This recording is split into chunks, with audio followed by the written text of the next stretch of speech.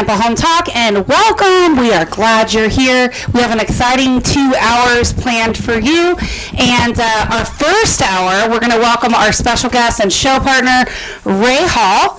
He is Ray the Appraiser. Yep, Ray Hall Appraisals. And we're going to talk about, because you've done in-depth research here, homework on does a death affect the value of a home. And we've got some exciting stuff to talk about. And of course, we're also joined by my co-host, Adam Talley with Talley Insurance. Leo Kane with Beryl Engineering and Inspection. And we're glad you're here. So Ray, Yes. how much homework did you have to do to plan for this show? I've actually, I'm sure in the same way, I've had to go through so much training, with being a certified appraiser. So I've touched on this in classes before, but when you told me about the topic, it just seemed really interesting. So I actually did go online and do a lot of reading about it. And, as a real estate appraiser, sometimes you think about those real famous houses that had, incidents in them, and if you had to appraise it, what would that be like? And you kind of go over in your head. Which one came to mind? I think every appraiser thinks of, Shore Drive in Amityville, New York.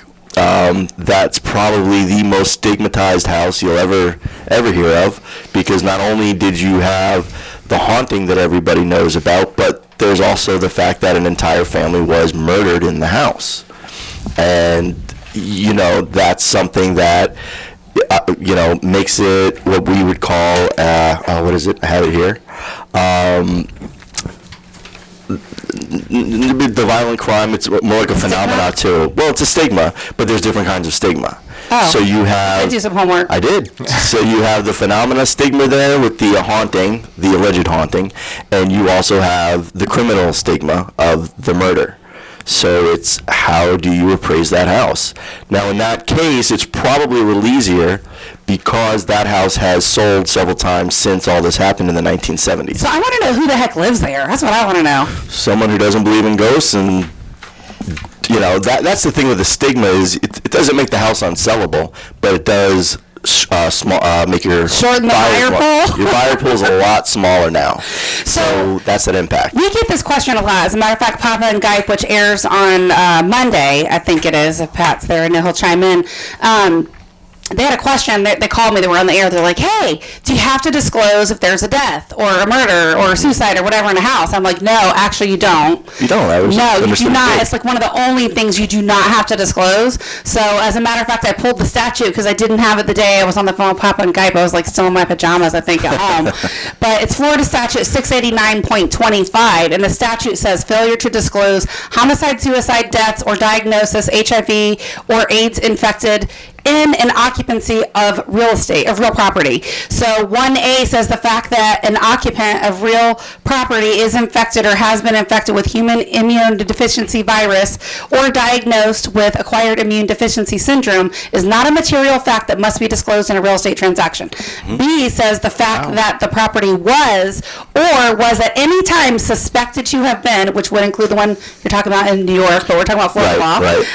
The site of a homicide, suicide, death is not a material fact that must be disclosed in a real estate transaction. Right. And then the second part of the statute talks about the CYA, right? A cause of action shall not arise against an owner of real property, his or her agent, an agent of a transferee of real property, a person licensed under Florida Statute 475, which is real estate law, for failure to disclose to the transferee that a property was or was suspected to have been the site of a homicide, suicide, or death, or that an occupant of a property was infected with basically HIV or diagnosed with it. When this rule came about in the mid-90s?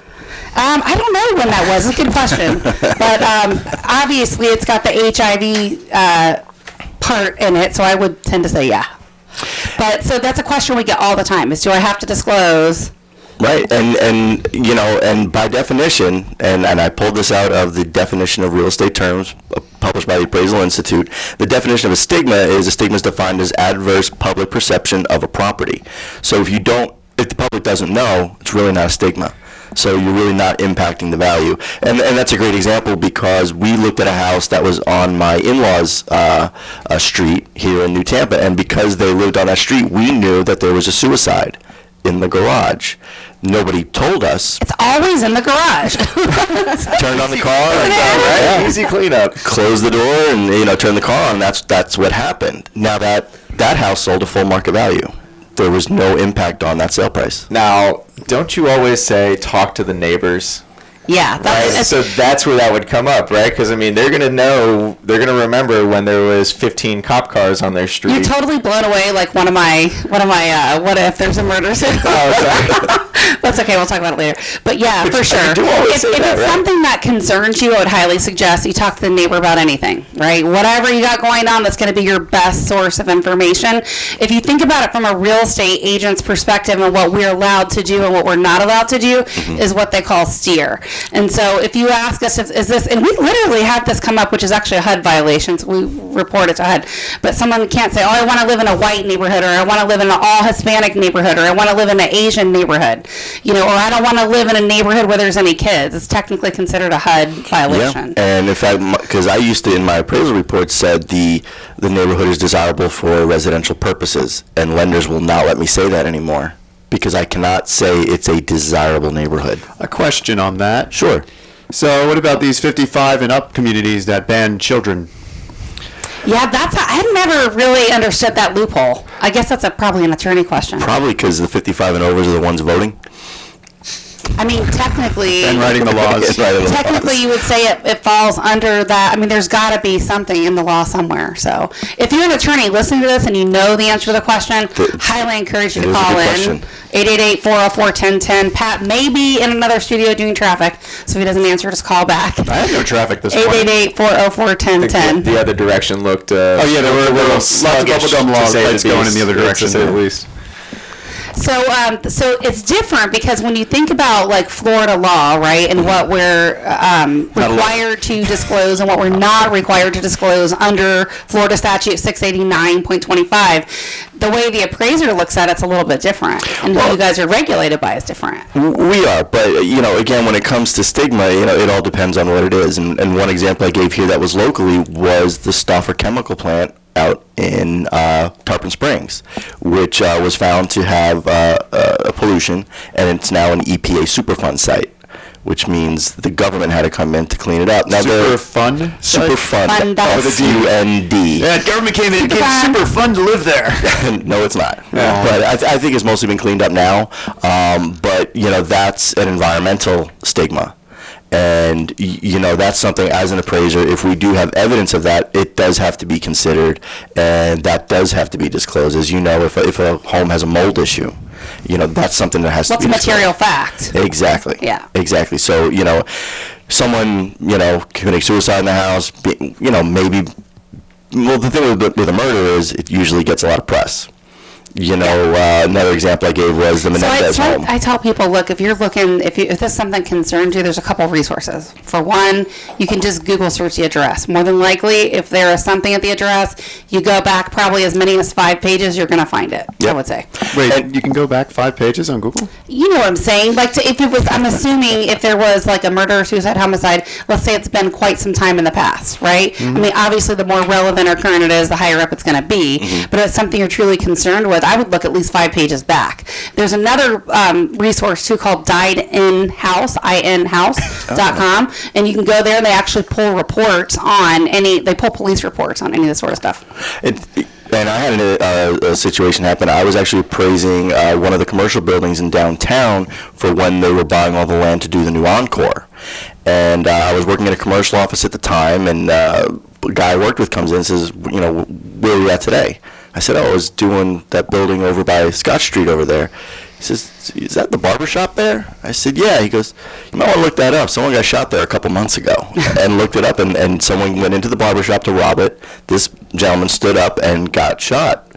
And now, unfortunately, I couldn't find any more information as to what happened, but that was something, we did have to mention in the report, because we did know. Did it have any impact on the value when it got there underwriting? Not really.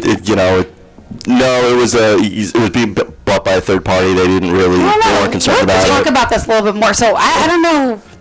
We're running out of time, obviously, running to the break, but I don't know that, like, as an appraiser, you're supposed to talk about stuff that impacts the value. I don't know that would, but. Well, these days we have to talk about everything, whether it impacts it or not. All right, you are listening to Tampa Home Talk. Stick around. We'll take a quick break. We'll be back in just a moment, right after this quick commercial break for segment 2. Yeah, it's that kind of morning. Rolling into it on a Friday. And if our attorneys are listening again, and you know the answer, 888-404-1010. We'll be back in just a moment. Morning, welcome back. I almost wanted to do my spooky voice, but that was last week. Leo Kane here with Katrina, Adam, and Ray, talking about the double murder, suicide, death in the garage house. It is still spooky season for one more week. Last week, yes, that's our Halloween edition. We get this question a lot. Does a murder, death, suicide, homicide, does it affect the value of the home? Am I allowed to have a candy hangover next week? Sure. How about with that? Okay. We'll just pipe your mic off if you're too wild. Sugar when he gets here, keep it going. Well, that's a good question on the value, but, and I have to give you the typical appraiser answer, which is it all depends. And that's where, you've got to go out and find hopefully something with a similar stigma. Yeah, because you want to add that layer to your comps. Exactly. That's why, and there's actually appraisers out there who specialize in appraising these types of houses. I heard, I've listened to a couple podcasts, and they had a guy on there, and he's known as the appraiser who does the horror houses, and he'll travel the country and assist with these homes where horrific incidents have happened. And, a lot of times it is going to impact your value just because, like we said earlier, it lowers your buyer pool. Maybe folks who aren't as, what's the word I'm looking for? Who don't really care much about that, who don't worry about it. A lot of folks who don't believe in the whole Amityville horror thing. That's the kind of buyers you're going to have. But you do have a lot of people who don't want to be involved with that, who kind of believe that, there's that energy back in the house, and they're not going to want to be there, so you're not going to have them. What about the sinkhole that swallows the family? Do you have to disclose that one? Oh, stop it. That's material value. That's actually material disclosure, absolutely. But yet you look up at Hernando County area. I do a lot of appraisals up there. Now, if you ever pull up their public records and look at the map, you see blue and red triangles all over the place. And as you know, those are fixed sinkholes and not fixed sinkholes. Well, repaired. Sorry, it's early. You got to give me a break. We haven't talked about this, and obviously I know it depends on who does it. It's a little bit of a sidebar, so we won't spend much time here since you guys brought it up. We love spending time in sidebars, though. Shush. Anyway, as an engineer, just curious about your opinion on a repaired sinkhole home. Like if it has all the underpinning, all the... Safest house in the neighborhood.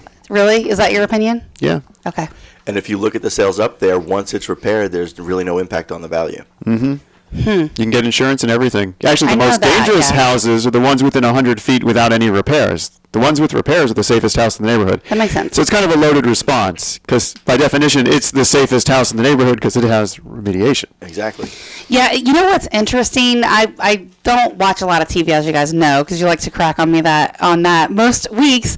My husband was watching this dive show once, and they were literally underground in these caverns and caves diving, and they were here locally, like in the Hudson area, and they were.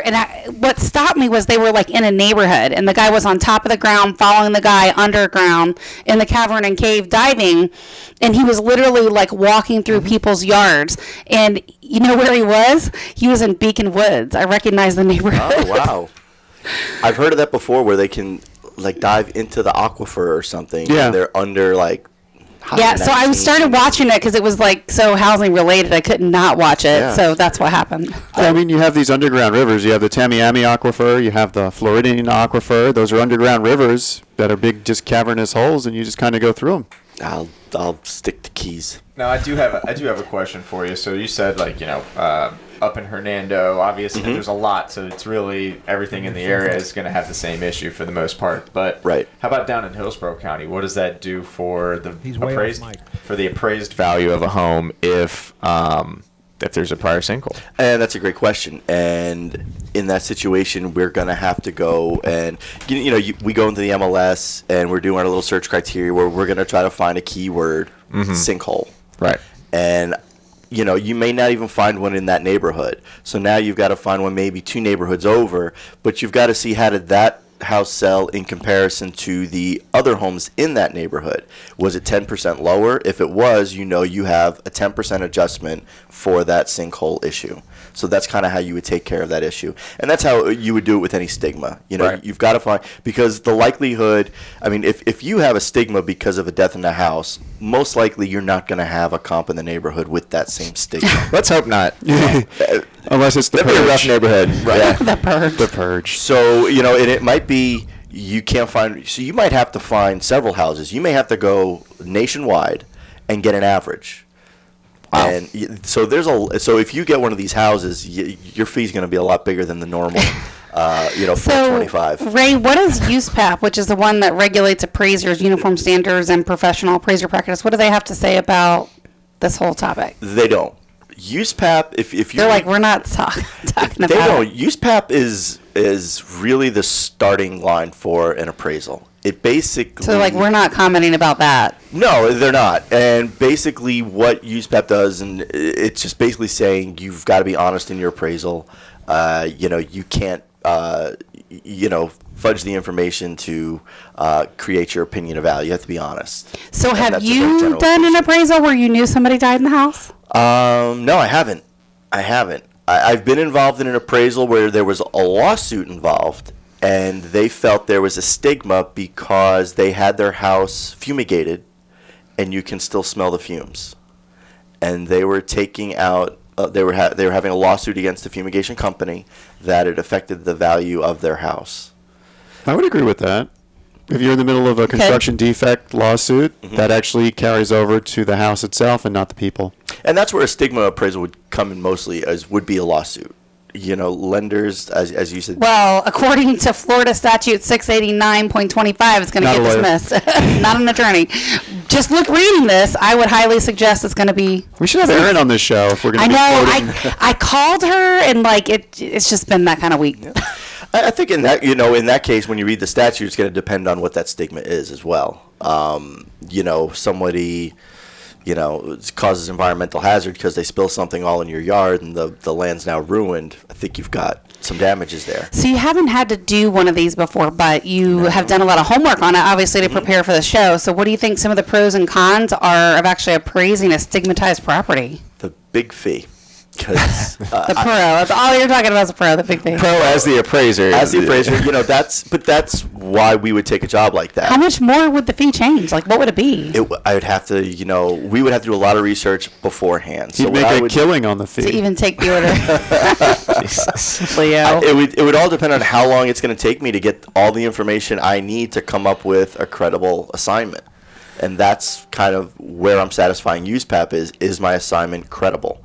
So if it's going to take me 2 weeks to come up with all the information and do all this analysis for this house, it's going to be probably a couple $1,000s or more for this appraisal. So What? That's an expensive appraisal. It's a very expensive appraisal, but I'm looking at it. If I do a commercial report, I'm wondering how that would It'll even take come that long. up. I'm just thinking about that from a real estate perspective and thinking about, okay, how does an appraiser even get an order where that's even a topic? well, let's use our Amityville house as an example. Okay. I get called out to Shore Drive in Amityville, Long Island. I go out there. I recognize the house. I know, and I know that this is very famous. I know that a lot happened to this house. Everybody knows this house. They can change the windows all they want. We know the address of it, even though the new owners had the address changed. They did. I Yeah, knew that. they had so many people coming up on the property, they had to change the address, but you can still find it.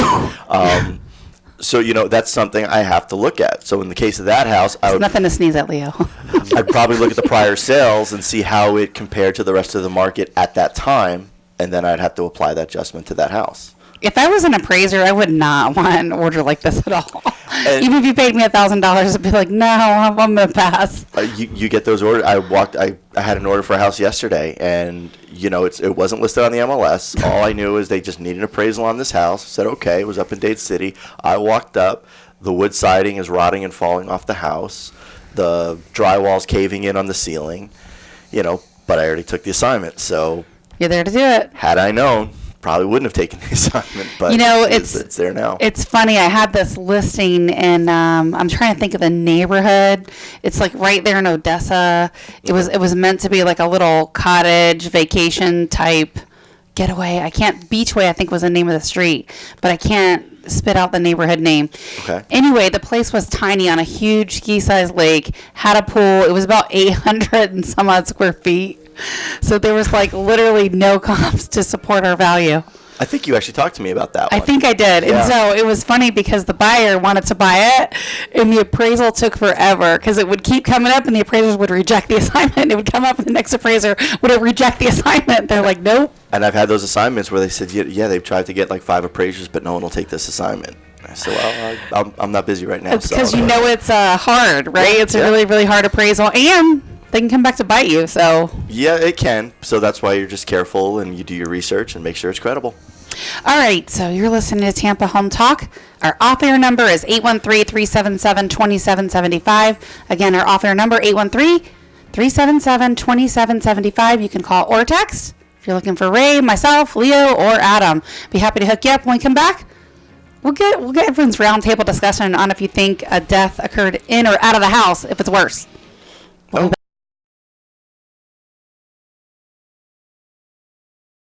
And welcome back to Tampa Home Talk. This is Adam Talley with Talley Insurance, and today we're talking all about stigmas, and I wanted to tie in my 2-minute tip of the week about the stigma of sinkholes. So Wait a minute. I thought you were going to talk about if somebody died in the house. Well, we can, but there's It's his 2 minutes. Okay, fine. It's his 2-minute tip of the week. We're going to make it 4 because I'm really going to ask you. We'll dive into that in a second, but basically, I get the question all the time, well, this house has a sinkhole. Can I get insurance? Wait, it has a sinkhole or had a sinkhole? Had a sinkhole. If it has one, you need help. You're probably not getting insurance. Yeah. But if it's had a sinkhole and it's been remediated, can I get insurance? And the answer is yes. So we don't have a ton of options. You are putting yourself into the little box of Citizens or GeoVera, from what I've seen. What if it didn't have a sinkhole, but there was a big lump of money paid out, let's say 2008 to 2011? It is still considered a sinkhole in the eyes of the insurance carrier, which means that you're still put in that little box. But you still need the engineer report. More engineering reports to then say there's no current sinkhole. You're probably you're pushing Adam. Here's a legitimate question. Yeah, it's a good question, because here's what's going to happen when the carrier runs their reports. It's still going to pop up with that sinkhole on there. Mm-hmm. It's going to need an underwriter's review, and 9 times out of 10, in my opinion, the underwriters, if it's in the gray area, but it has anything near the word sinkhole in it, they're going to deny it. So they might look at it, but they might, and then deny it later, or is that in advance? They would probably deny it, and it would pop up. Citizens of London insure that? Yeah. Citizens of Florida would. So that's like one of your only options when it comes. So it's possible. So what about if there is a death, murder, suicide, whatever in a house? Insurance is covering that, right? Nope. What do you mean no? It depends. What about life insurance? Well, life insurance is different. So that final expense, that kind of stuff. And if it's suicide? Suicide life insurance doesn't cover suicide. It doesn't cover, right? Yeah. I've heard that if there's a situation like that in a house and it requires cleanup, biohazard cleanup, that's your expense. It is. Insurance doesn't cover it. The municipality doesn't cover it. You got to think, when it comes to insurance, you got to think of the perils, and the perils is basically what's causing it, right? So if the unfortunate thing happened that maybe a tree fell on your roof, hit you while you were under the roof and now there's blood all over the place, that's one scenario, possibly. So if the crazy guy from next door is fighting with his wife and somehow runs out with a gun and like shoots somebody in your house, it's not covered. Then you sue him and get all the money from him to pay for everything. In the meantime, you have to clean up all the fun stuff. Run out, take his gun, and give him a baseball bat. Yep. Oh my gosh. Okay, where this show goes sometimes.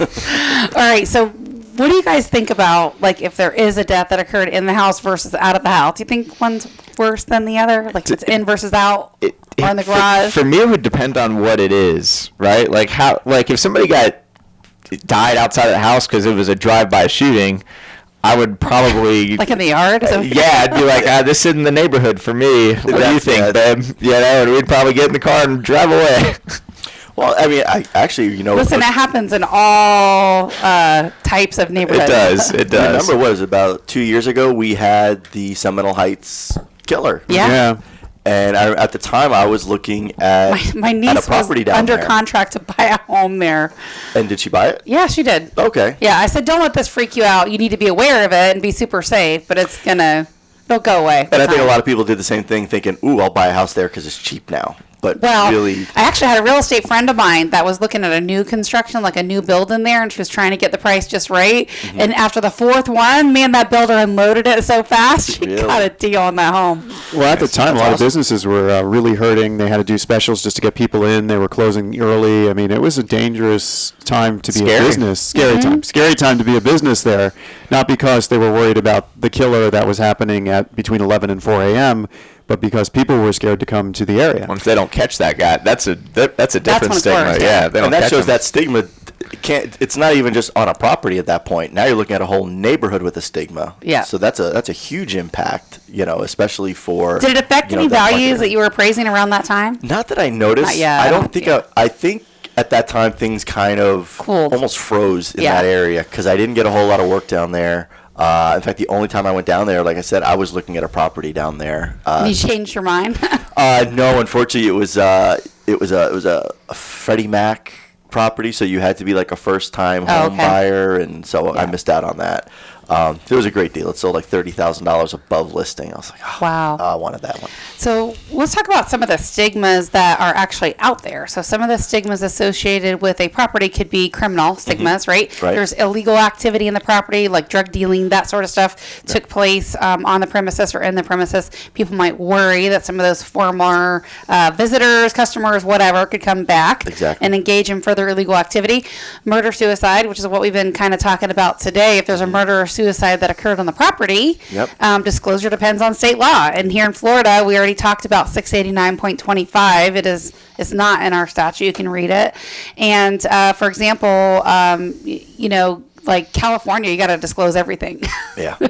But that's just the way it is there. Debt. So debt collectors. This is an interesting one. If there's debt collectors and they're unaware that the debtor has moved, it could result in harassment of the new owner, especially if it's a collection agency that uses aggressive or illegal tactics to collect debt. Right, exactly. And then there's been situations where maybe people are cash buyers and they don't have the proper title work done on the house and they don't realize there's a lien on the house. Well, I don't know anybody that's not going to get, if we're representing them, even if they're cash, the proper title work's going to be done. I've heard of it where people there was a story of... I think it goes down, for me, it goes down to agent morale. I had a lady one time that was, she was a little bit older lady, she's paying cash, raising her grandkids, had a certain budget, and there was a hiccup in title, and the listing agent kept pushing to close it anyway. And I said, look, if this was your grandma, would you still push to have this thing closed, or would you want it fixed? And it kind of cooled them down a little bit. Well, I heard a story. There was it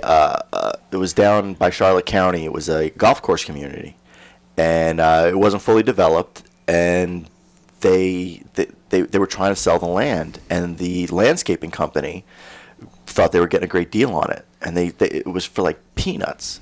Well, what they didn't know was there was a CDD on it that had to get paid, and there was millions in debt, and that's why the developer was dumping the property. He didn't know it. He bought the property, and so he's trying to sell it without disclosing it. Yep, and it happened. So there's that Yeah. stigma, that That's stigma. Yeah. Would title insurance step in at that point? Find the liens during the closing process, or was it a I mean, they cash should deal? find that. The If it CDDs, the went title through. should find that. I don't know the whole ins and outs of that situation. It happened years I ago. have a feeling title will probably get drug into that, is what I'm Probably. thinking. Got to get Aaron to call in. Yeah, for sure. Phenomena is another one. So we were talking about the Omniville hoarder, well, that's a public stigma, but phenomena is basically what's notorious for haunting, ghost sightings, What that about sort of alien stuff. abductions?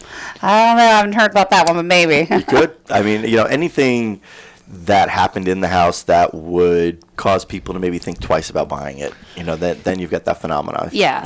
And It's people believe in ghosts. So It's interesting, but listen, I've seen it, so if I'm seeing something, I'm not buying it. I'm just saying. I saw a bunch of ghosts at the Victory ship down in Channelside this past weekend. did? Like, physically you saw went and them? visited? Yeah, they did. They just kept. I just wanted to see the World War I or II boat, and things kept jumping out at me, and there was loud noises You're everywhere. being funny.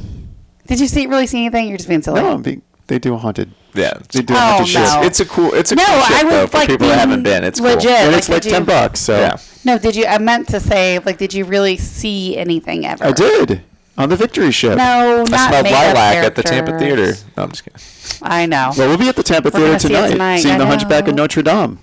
With the real organist there. Should be Yeah. cool. I'm excited. Sad I missed this. Thank you, Tampa Theater. I know. You're going to have a birthday dinner. I know. That's okay. That'd My be good. friends that are taking your tickets aren't sad you're missing it. I'm sure that makes you happier too. So No, I'd like to spend time with you, Adam. The three of us. We're supposed to be doing the three best friends that anybody could ever have. we're supposed to be doing like a not karaoke. I'm not doing karaoke, but I'll watch you guys sing or Wait, you can do karaoke at the Hunchback of Notre Dame at the Tampa No, Theater? we're not doing that. We're not doing that. Back to stigmas. All right, so That would be public- a stigma. Yeah. You know what? I was thinking about what the public stigma. Thanks, Pat. Obviously, the Amity Horrorville house, right on Shore, whatever the street is. Shore Drive, yeah. I don't really know of really any other ones that were huge. I mean, I know there's some. That's probably the most famous. Well, and I got the Melendez brothers, that was here in Florida, I believe, where they See, I committed the don't- murder. I don't watch enough No. TV. In California, where we had said earlier that you had to disclose everything. Well, you've got the Manson murders out there, Sharon Tate house. So, you've got those houses around. Yeah, I was looking at some homework on that. Some of them would have sold for like $3 million, but they only sold for $1 million. Like, it might have been one of those. Only $1 million. Yeah. So I got another question for you. You have one of these houses. It's got a name after the murderer or the murders that happened there. Can you turn it into a museum, like a haunted tour museum? It's a much better question. That's a great question, and You'd have to get it. Highest and best use. You have to get it rezoned. Would though. the zoning department fight you on that? that's the thing. See, like if we look at Amityville, it's on the South Shore of Long Island. I believe that house is on a canal with ocean access. Yeah, so where would they park, right? Where are you gonna park? And is and I'm from Long Island, and it's not like here where you have Tampa. Did you ever drive by there? No, never went. So one of the really famous ones that's here, I don't know if you guys ever drove by that, but it was Vandekar's house in Quail Hollow in Wesley Chapel. You're familiar with that? I know Quail Hollow. So we used to go out there when we were kids, and there was down the street. There's just one hill house that literally has a house built underground, and there's like an antenna sticking up above it. And then Vandekar's house, I understand the family opened it up for almost like what you're talking about, like a museum type thing. Okay. Where they go through, but there was all kinds of supposedly this guy Vandekar was a warlock that moved from the Keys, I think in the 70s, and so outside has like all these gargoyles and statues and all kind of stuff. There's a tree literally in the middle of the house. There's a room that has like pennies everywhere. I haven't been in it, but I'm my just mom was in it. surprised Leo hasn't heard of this before. I like this. This sounds good at the Red Rum House. You're We used to usually go out there all trivia the man. time. We were kids, and we would freak each other out. Like we were 16, so we were driving. That's what we would do for fun. Well, in Connecticut, you actually have, if you've seen the movies like The Conjuring and Annabelle, that's based on the Warrens, who were paranormal investigators. They have a museum in their house of all this stuff, so that the actual doll Annabelle is in their house in a case. And I had a friend who lived up there, and he said Halloween time they would let you tour the house. Yeah, I think that's what they're doing with Vandicars. We should have checked that out. Maybe next year we'll have them on. That'd be fun. Yeah, that would be cool. Actually, I'd like to go see that house. Do a remote broadcast. There you go. Maybe we'll do that next year. All right. So I'm not doing a remote broadcast from a haunted house during Halloween. Are you crazy? Environmental, so contaminated property. That's close proximity or public facility with hazardous materials. We were talking about that earlier. When we come back, we're going to talk all about tips if you've actually had a death in your home. You're listening to Tampa Home Talk. We'll be back in a moment.